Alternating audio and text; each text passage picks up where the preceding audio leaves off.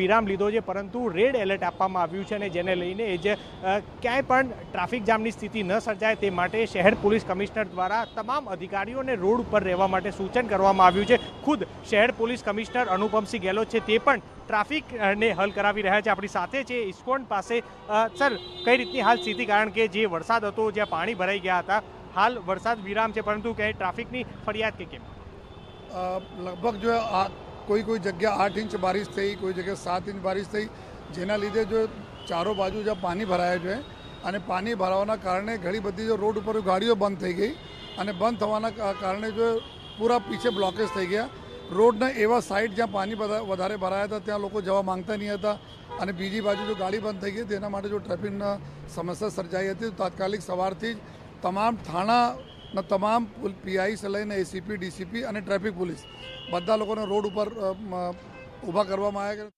તો અવિરત વરસાદ બાદ અમદાવાદ શહેરની સ્થિતિ ખૂબ જ વિકટ થતી જોવા મળી રહી છે। અત્યારે હાલ અમે અમદાવાદના જે સૌથી ધનાઢ્ય વિસ્તાર કહી શકાય એ ઇસ્કોન મંદિર અને એની પાછળનો જે રોડ છે, ઓક્સિજન પાર્ક અહીંયા આવેલો છે, એની સામેની અને આજુબાજુની જે તમામ સોસાયટીઓ છે એ સોસાયટીઓમાં ફરી રહ્યા છે અને એ સમગ્ર રોડ છે એ તમામ રસ્તાઓની કેવા પ્રકારની સ્થિતિ છે એ આપને દ્રશ્યોમાં જોવા મળી રહ્યું છે। આપ જોઈ રહ્યા છો કે કાર અહીંયાથી જ્યારે પસાર થઈ રહી હતી ત્યારે પાણીમાં તે ડૂબી ચૂકી હતી। ત્યારબાદ સામેની તરફ પણ આપ જોઈ રહ્યા છો કે કેવી રીતના એક કાર કેવી રીતના પાણીમાં ડૂબી ગયેલી આપને જોવા મળી રહી છે। આ સિવાય લોકોના જે બંગલો છે એ બંગલો સુધી પણ પાણી ઘૂસી ચૂક્યા હોય એ પ્રકારના દ્રશ્યો હાલ સામે આવતા જોવા મળી રહ્યા છે।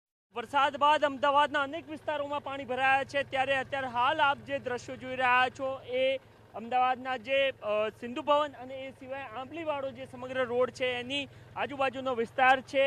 ઇસ્કોન મંદિર જે આવેલું છે ત્યાંથી જે પાછળનો રસ્તો પસાર થઈ રહ્યો છે ત્યાંની આ સ્થિતિ આપને જોવા મળી રહી છે। આપ જોઈ રહ્યા છો કે કેવી રીતના અનેક કાર અત્યારે હાલ પાણીમાં ગરકાવ થઈ ગયેલી આપને જોવા મળી રહી છે અને આ સમગ્ર રોડ પર લગભગ 2 થી 3 ફૂટ સુધી પાણી ભરાયેલા આપને જોવા મળી રહ્યા છે।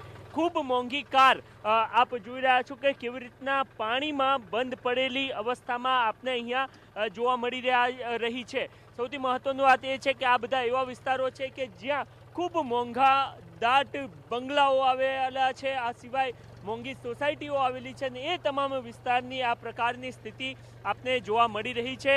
આ પ્રથમવાર નથી કે જ્યારે આ પ્રકારની સ્થિતિ સર્જાઈ હોય, આ અગાઉ પણ આ પ્રકારની સ્થિતિ સર્જાઈ ચૂકી છે, પરંતુ અત્યારે હાલ આપને જે દ્રશ્યો જોવા મળી રહ્યા છે આ સાઈડ આ તરફ પણ આપ જોઈ રહ્યા છો કે જ્યાં જુઓ ત્યાં તમામ જગ્યાઓ પર લગભગ 2 થી 3 ફૂટ સુધીના પાણી જોવા મળી રહ્યા છે। આ કાર છે આ તણાઈને આ બાજુ આવી ગઈ, એટલો બધો ફ્લો વધારે છે આનો અને એના લીધે આ રસ્તા વચ્ચે જ આવી ગઈ કાર। અમદાવાદ શહેરમાં વહેલી સવારથી વરસાદ વરસી રહ્યો છે ને તેને જ કારણે અલગ અલગ વિસ્તારોમાં પાણી ભરાવાની શરૂઆત થઈ ચૂકી છે। હું આપને દ્રશ્યો બતાવવા માંગીશ કે મીઠાખડી અંડરપાસ છે કે જ્યાં એએમટીએસ બસ છે અંડરપાસને ક્રોસ કરી હતી ત્યારે પાણીમાં છે ગરકાવ થઈ ચૂકી છે। દ્રશ્યો આપ જોઈ શકો છો કે જે રીતે એએમટીએસની બસ છે તે સામેની બાજુથી આવતી હતી અને ખૂબ જ પાણી હોવા છતાં પણ ડ્રાઈવર દ્વારા છે આ અંડરપાસ છે તેમાંથી આ બસ પસાર કરવામાં આવી રહી હતી અને તે સમયે આ બસ છે તે પાણીમાં ગરકાવ થઈ છે। અડધી બસ સુધી પાણી છે તે પહોંચી ચૂક્યું છે। સાવચેતીના ભાગરૂપે મીઠાખડી અંડરપાસ છે તેને બંધ કરી દેવામાં આવ્યો છે અને જે રીતે પોલીસ બંદોબસ્ત મૂકવામાં આવ્યો છે, એએમટીએસ વિભાગના અધિકારી અને એએમસીના અધિકારી છે તેઓ પણ એ પહોંચી ચૂક્યા છે અને જે રીતે આ બસના દ્રશ્યો જોઈ શકાય છે। જો કે એક સારી બાબત એ પણ છે કે આ બસમાં કોઈ પેસેન્જર સવાર નહોતા, જેથી કરીને કોઈ જાનમાલને નુકસાન નથી થયું અને ડ્રાઈવર હતા બસના તે પણ ત્યાંથી નીકળી અને જે અંડરપાસ છે ત્યાં પહોંચી ગયા હતા, એટલે કોઈ જાનમાલને નુકસાન નથી થયું। પરંતુ આ ગંભીર બેદરકારી પણ આપણે માની શકીએ કે જે રીતે આ અંડરપાસ છે ત્યાં પાણી ભરાયેલા હતા, આમ છતાં પણ એએમટીએસના બસ ડ્રાઈવર દ્વારા અહીં બસ રાખવામાં આવી હતી અને આ અંડરપાસ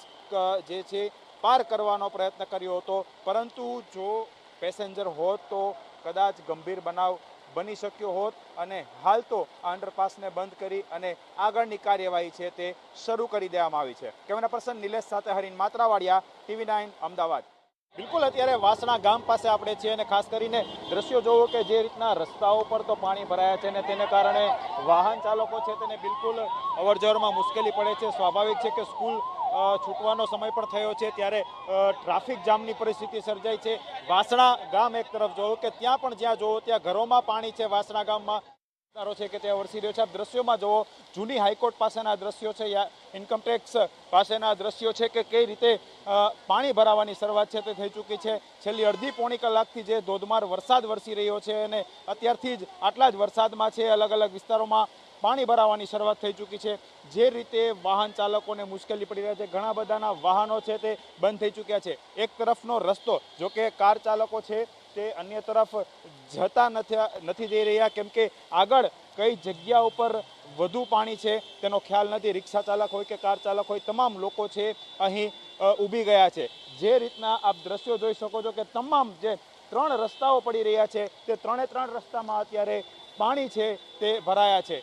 અને જે આસપાસના સોસાયટી છે કે ત્યાં પણ હવે ધીમે ધીમે સોસાયટીમાં પણ પાણી ભરાવાની શરૂઆત છે તે થઈ ચૂકી છે. આપ દ્રશ્યો જુઓ કે વાહન ચાલકો છે તેના વાહનો પણ બંધ પડી રહ્યા છે અને લોકો છે પગપાળા આવવાની ફરજ છે તે પડી રહી છે.